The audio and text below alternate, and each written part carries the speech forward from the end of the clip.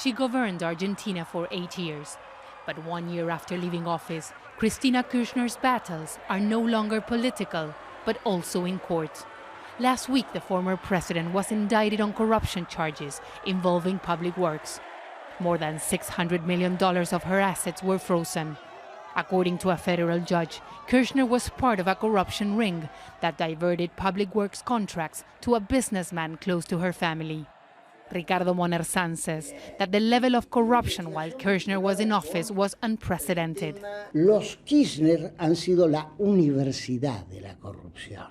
Kirchnerism was the university of corruption.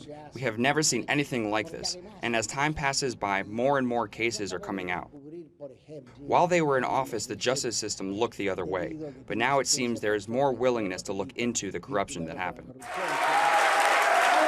Kirchner was also indicted earlier this year over accusations she ordered Argentina's central bank to illegally trade cheap US dollars, costing the country about $5.5 billion.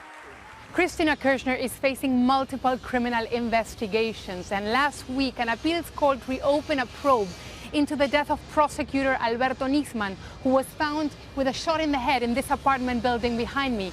It's not clear yet whether he committed suicide or he was murdered.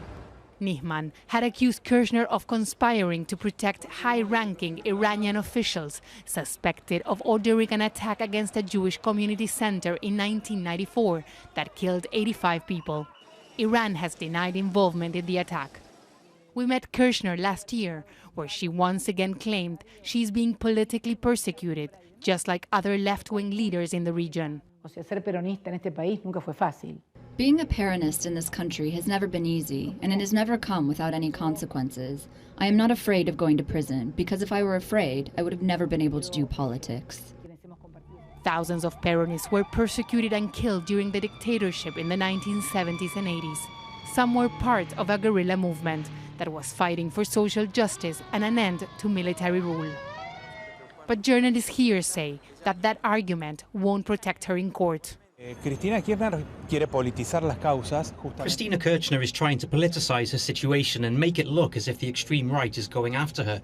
That's not the case. There are lots of papers and documents that are used as proof of what happened while she was in office. She is also using politics to send a strong message to the judiciary that she should come back. Because Kirchner continues to be a strong political figure in Argentina, who will likely be put on trial in 2017. Teresa Bo, Al Jazeera, Buenos Aires.